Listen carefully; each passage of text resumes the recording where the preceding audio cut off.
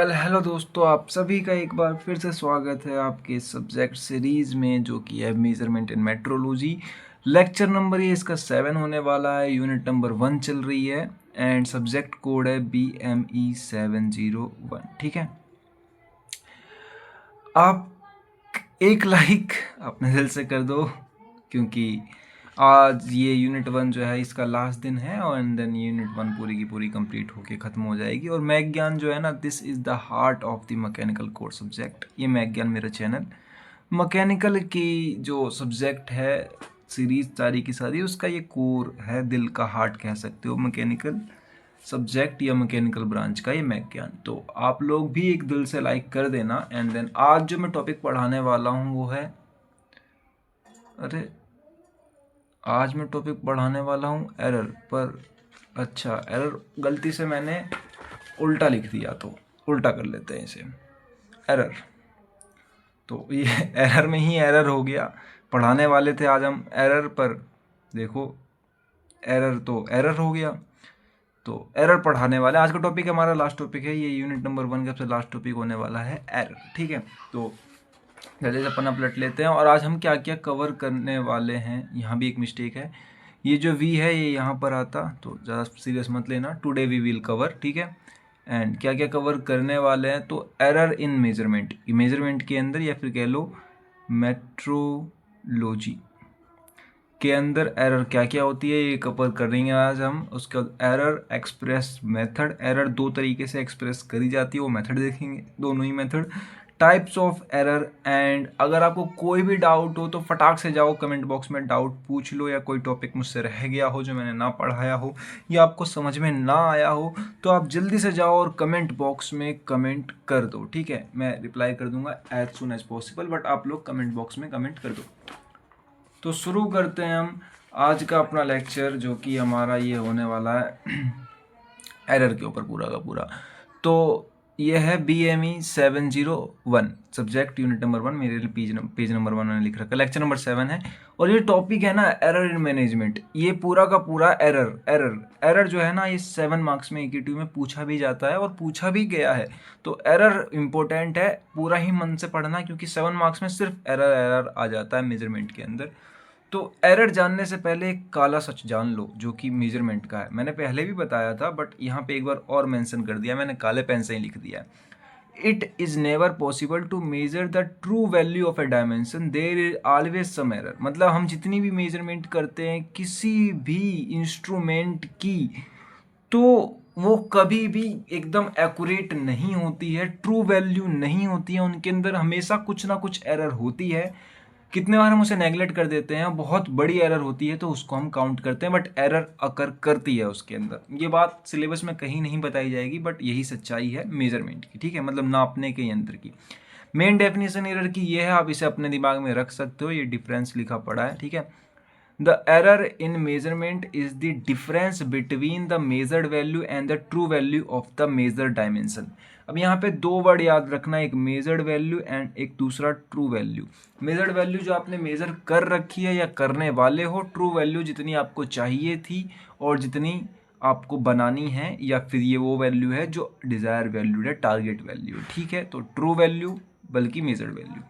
Error की बहुत ही अच्छी ये इक्वेशन है। यहाँ पे थोड़ी जगह कम थी, इसको ऊपर लिखना था। ठीक है, ऊपर लिख लेना आप लोग कि एरर बराबर होता है मेजर्ड वैल्यू प्लस, लिख दिया मैंने यहाँ पे, प्लस नहीं होगा माइनस होगा, माइनस माइनस ट्रू वैल्यू के। ठीक है, डिफरेंस होता है दोनों का, तो that means difference between measured value minus true value. ठीक है, ट्रू वैल्यू का ये एरर मेजर मतलब डिफरेंस होता है ट्रू से मेजर के बीच में।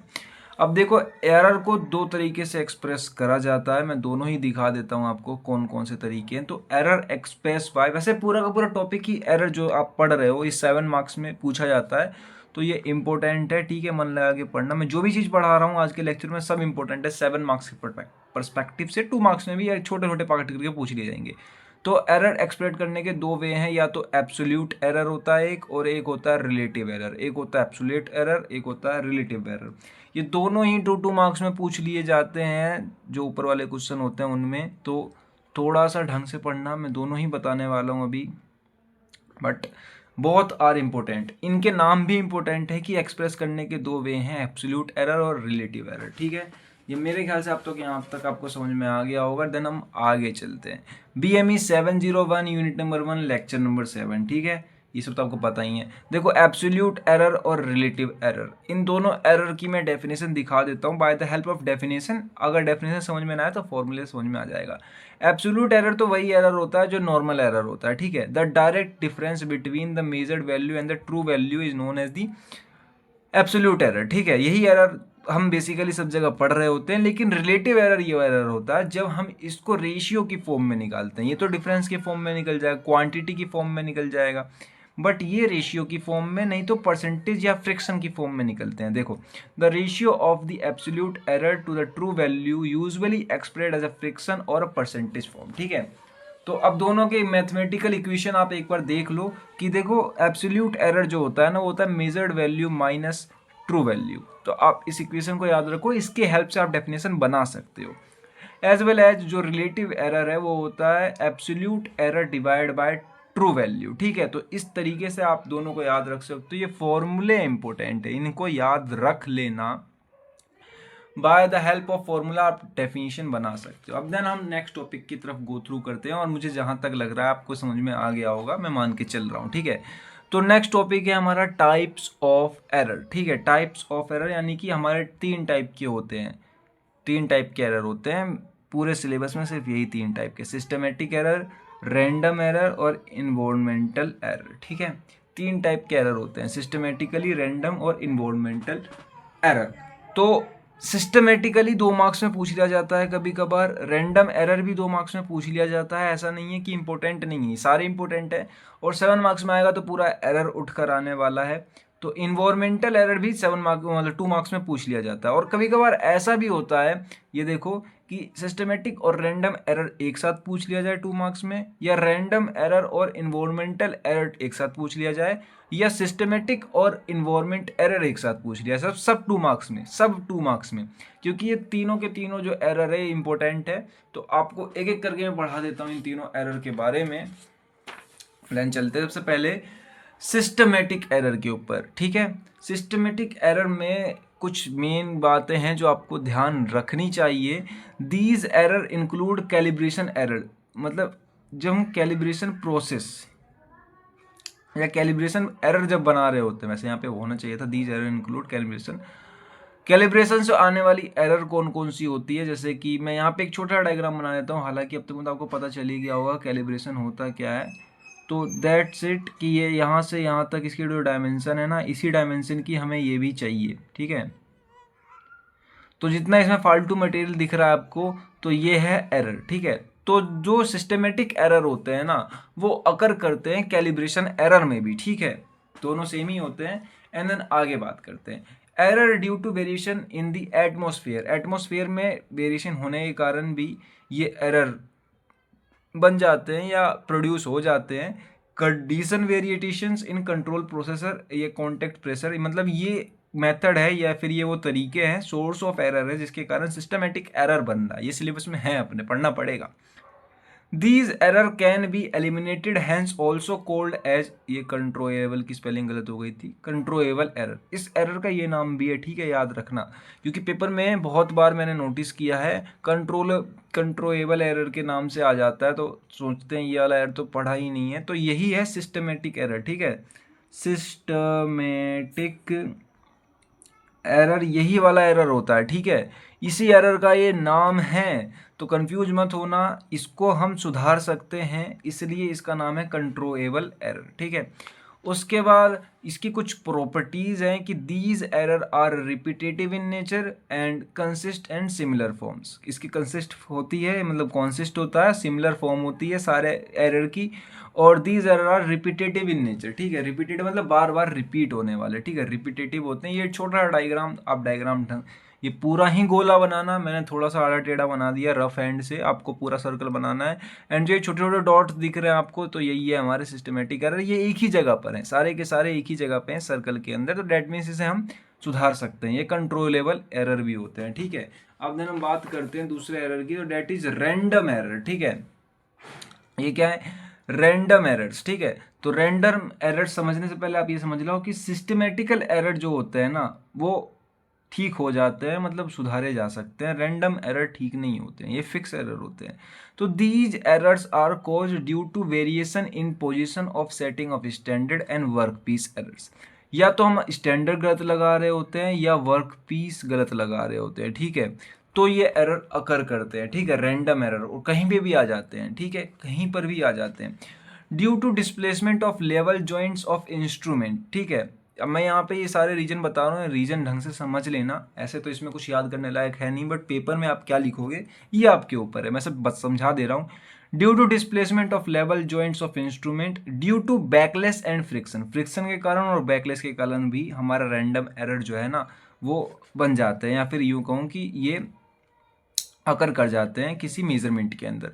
Magnitude and sense of these error can not be determined, ठीक है। मैग्नीट्यूड यानी कि कितना एरर है एंड सेंस कितना हो रहा है, तो ये हम डिटरमाइन नहीं कर सकते इस रैंडम एरर के अंदर। और ये जो एरर होते हैं, these error are non consist and hence the name of random error. ये नॉन कंसिस्ट होते हैं, कंसिस्ट नहीं होते हैं, और इसी कारण इनका नाम रख दिया गया है रैंडम एरर। और अगर डायग्राम की हेल्प समझोगे तो देखो, डायग्राम ये है इस एरर का। डायग्राम में आप देखोगे कि ये जो हमारा पैटर्न है इसमें रैंडम जगह पर कहीं पे भी एरर है, कुछ फिक्स नहीं है कहाँ पर है, ठीक है। तो डेट इज रैंडम एरर। तो ये भी हो गया कंप्लीट रैंडम एरर। और आते हैं लास्ट वाले पे, इन्वायरमेंटल एरर। गलत है स्पेलिंग, AL और आएगा इसमें, इन्वायरमेंटल एरर पे, ठीक है। तो environmental error, these error are caused due to effect of surrounding temperature, pressure, humidity on the measuring instrument। measuring instrument के ऊपर जो temperature, pressure और humidity लगती है उसके कारण अकर करते हैं। external factors like nuclear radiation, variation and magnetic field also lead to error। देखो radiation, vibration and magnetic field, ये तीन चीज और इस एरर को बढ़ावा दे देती है, जिसके कारण और ज़्यादा डैमेज होता है, ठीक है। To avoid this kind of error, all metrology laboratories and standard rooms world wide maintain at 20 degree C, ठीक है। सारे के सारे 20 डिग्री सी पर मेंटेन करके रखे जाते हैं इस एरर को अवॉइड करने के लिए। ये मेन लाइन थी इसलिए लिख दी मैंने। तो आई होप कि आप लोगों को सारा ही ये यूनिट 1 समझ में आ गया होगा। मैं इसके ऊपर वन शॉट बना के डाल दूंगा, ठीक है। पर आप लोगों ने लेक्चर कवर किया है तो आपको फ़ायदा होगा कि यहाँ पर मैंने डेप्थ में बात करी है। वन शॉट में इतने डेप्थ में बात नहीं हो पाएगी क्योंकि उसका नाम ही वन शॉट है। मैं जितनी जल्दी हो सके यूनिट ख़त्म करने की कोशिश करूँगा। यहाँ पर आप लोग एज अ रिवाइज के परस्पेक्टिव से देख सकते हैं। And thank to all of you for still connected at a units and, मतलब इस यूनिट के एंड तक जुड़े रहने के लिए दहे दिल से शुक्रिया आप लोगों को। और आप लोग भी एक लाइक कर देना, वरना मैं जो है नेक्स्ट टाइम से वन शॉट ही बनाऊंगा, लेक्चर नहीं बनाऊंगा, ठीक है। अगर इस पे लेक्चर्स पे ज़्यादा अच्छा रिस्पॉन्स आ रहा है तो ठीक है, नहीं तो फिर बहुत टाइम लगता है लेक्चर बनाने में और बहुत ज़्यादा मेहनत लगती है। बट मैं बता इसलिए रहा हूँ आप लोगों को क्योंकि आप लोग ट्रू स्टूडेंट हो जो यहाँ पे बैठ के पढ़ रहे हो। बाद बाकी लोगों को वन शॉट से मतलब है, तो वन शॉट इज अलग थिंग एंड लेक्चर इज अलग थिंग। वैसे मैं वन शॉट भी डालूंगा, आप रिवीजन परस्पेक्टिव से वन शॉट कवर कर लेना, ठीक है। देन मिलते हैं आपको नेक्स्ट वीडियो में।